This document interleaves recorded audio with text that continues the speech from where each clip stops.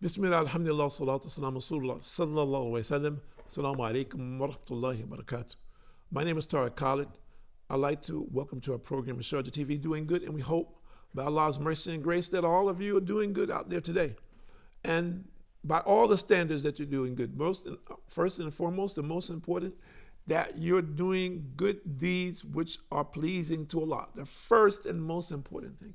And if you are not, then start today for the sake and salvation of your own soul and for the cultivation of righteousness in our lives individually, in our families, our society, our nations, and the world. And that's the bigger picture. And we should not put down what it is that we're doing as something that is very simple. No, we're calling the people to worship the one and only God. This is not a small thing. We're calling them away from worshiping whatever it is that they may be worshiping, or those who say, I don't worship anything. We're calling them to the truth for the sake of their own souls before Allah calls their souls in.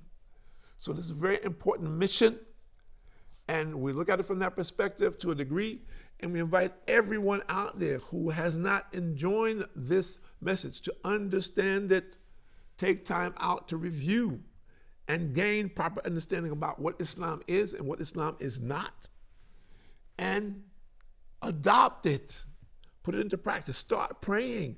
I met so many people that says, well, you know, I'm of this religion, I'm that religion, but I don't pray.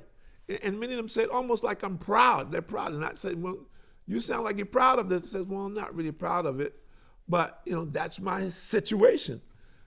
I believe in so and so, but I don't pray. I said, well, we have to pray to the one and only God, and we need to understand something, that if we are not praying, then we are deficient, and this is self-inflicted. And we need to look at that we have an avowed enemy who will be with us until the day of judgment. And the protection from him is prayer and worship. We can't see him, but he's there. And he's trying to do what? Influence us in a way that will take us away from the remembrance of Allah subhanahu wa ta'ala and eventually take us away from belief and put us in a situation to go to hellfire. So we have to fight him. We have to understand that we're at war. We can't see him, but we're at war. And there's so many things that are going on with people today that they don't identify with us, that this is the influence of Satan. So we have to fight him. Yes, Allah has given us tools. We must learn these tools and use them for the sake of our own souls, for the sake of our families, for the sake of our nations, that they will all have this opportunity to be saved from the fire of hell. Now, there are many people who say, well, brother, I don't believe in Satan. You know, I think this is your heaven and hell right here on this earth. I says, well, is that so? Do you really believe that this is it? Whatever you have in this world and whatever you achieve, worldly wise, is it? And this is your total existence. Your whole life was just for this reason? Think about that. If that is the case, if you're saying that, just think about it deeply. Why does Allah need us? Why would he create us? Allah doesn't need us. We need Allah. Put it in the correct perspective. You need Allah for the sake of your own soul. All of us. Allah doesn't need us. So Allah has blessed us to give us this understanding and to accept the implementation of it in our life for the sake of our own souls. This is a blessing from Allah. So if we look at it from that perspective, most people would understand it if someone brought them a bag of money. If I brought this a small bag of gold coins and I said, listen, believe, Allah has given you these coins to learn about Islam, how many people say, oh, I'll learn right now? But because what we're seeing is on the unseen, what we're talking about is something you can't see. It is based on your faith and belief in your Creator and Sustainer, and that he knows and is aware of all things. There's nothing that can happen without his knowledge. There's nothing that can happen without his permission. That knowledge has to be with us. The belief in this has to be with us. And from this, we'll get a greater reality of who we are and our status and position in the society related to our hereafter. Whatever efforts and sacrifices that we make for this world clearly Allah subhanahu wa ta'ala will give us a benefit in the hereafter, far exceeding whatever it is that we've done here. And we have to believe that, make effort on it, strive for it. And the most important thing is to pray regularly for us, a minimum of 5 times a day, every single day.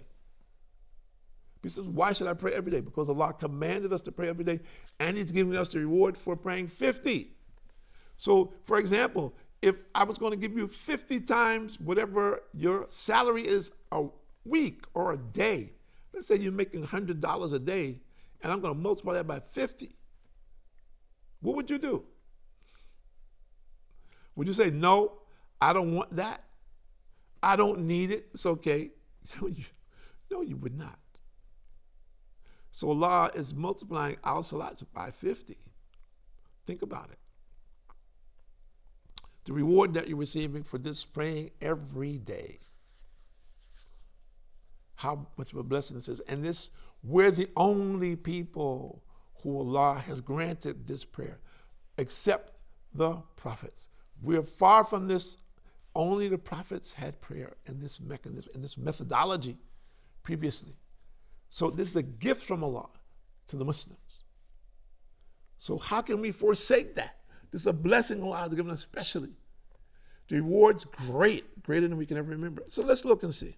And Abu Hurairah reported the Prophet ﷺ said, were people to know the blessing of pronouncing the adhan, the call to prayer, and the standing in the first row of the prayer, they would even draw lots to secure their privileges. And were they to realize the reward of performing prayer, salat, early, they would race for it.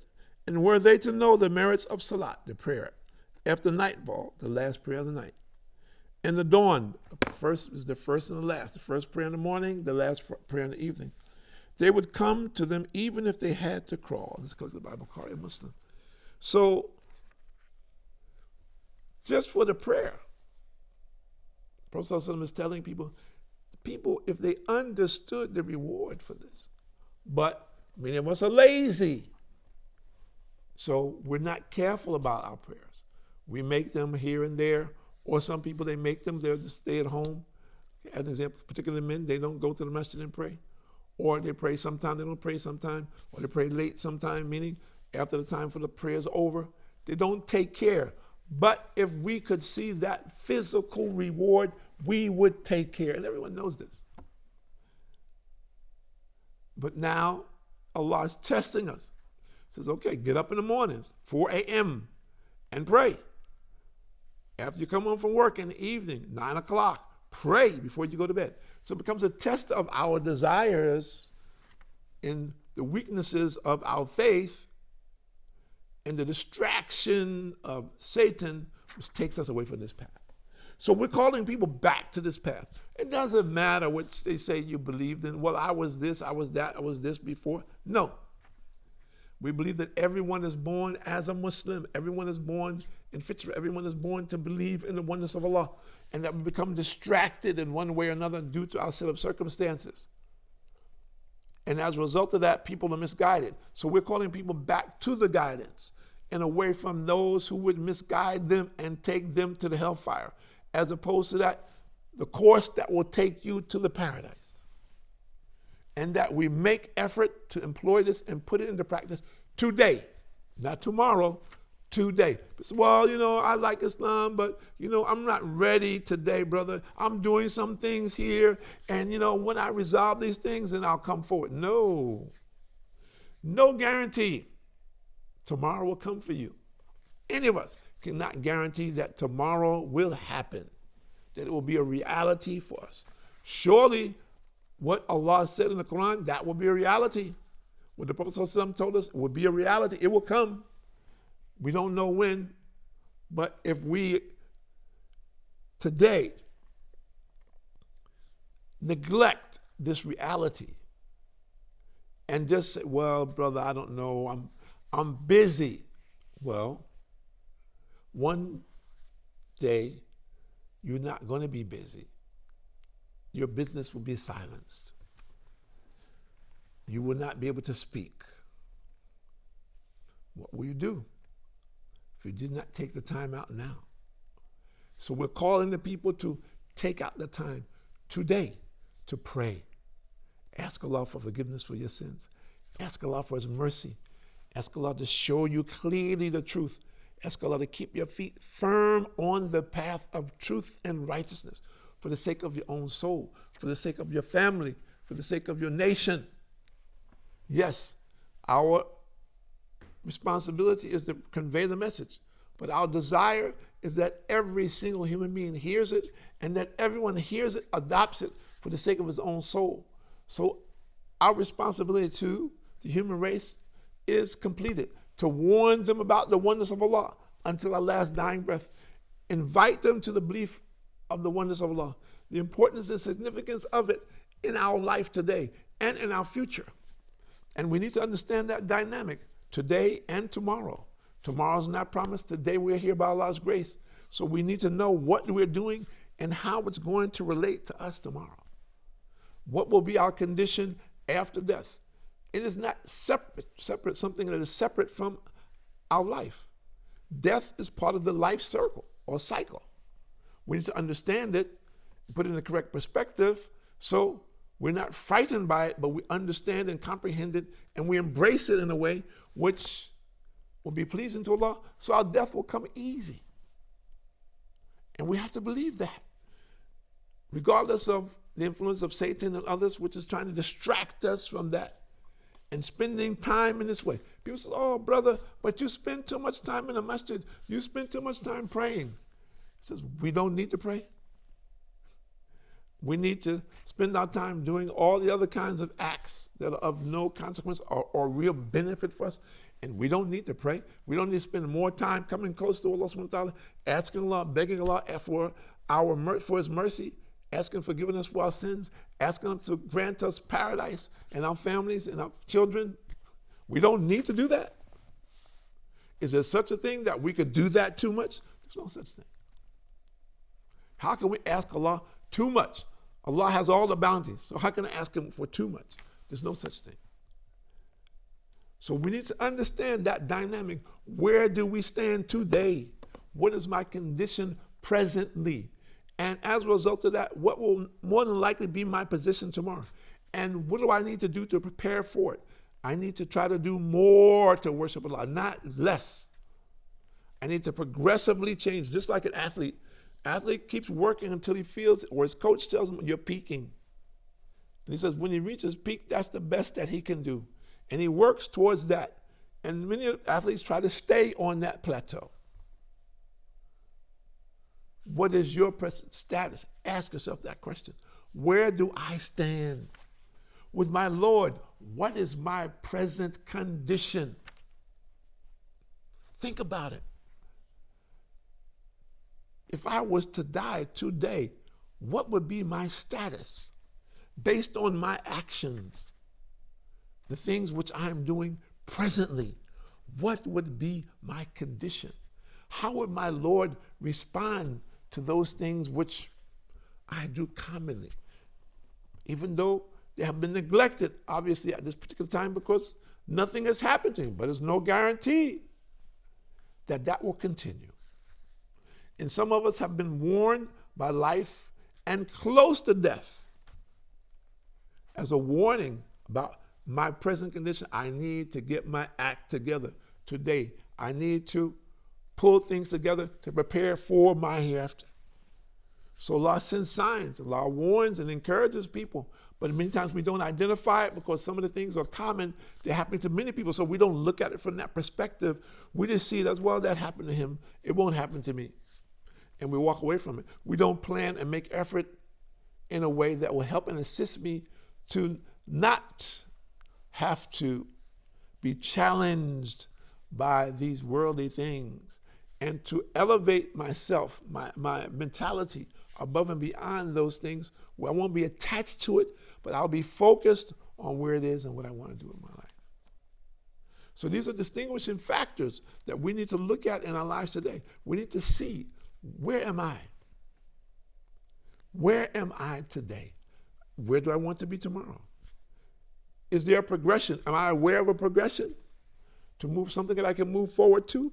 Or am I happy where I'm at? Or happy going backwards. And people say, well, what does that mean in your relationship to Allah? Is there an account being there's an A, B, and C category? Is there a failed category? How do we look at these things? We need to look at it for ourselves. Where do I want to be?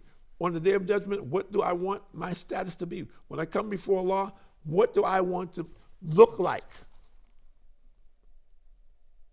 So now is the time for us to focus on this and strive and do actions presently that will have an impact on us in the hereafter.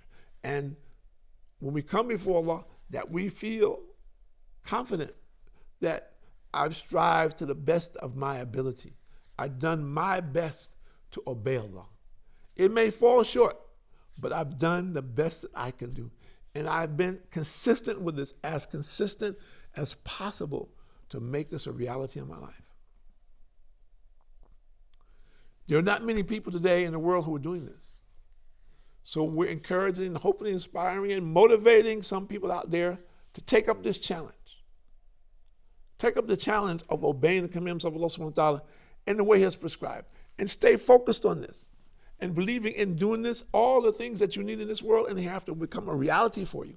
And that Allah will open the doors that which you cannot see today, which will improve your consciousness and your abilities to serve your Lord more than whatever else you could do.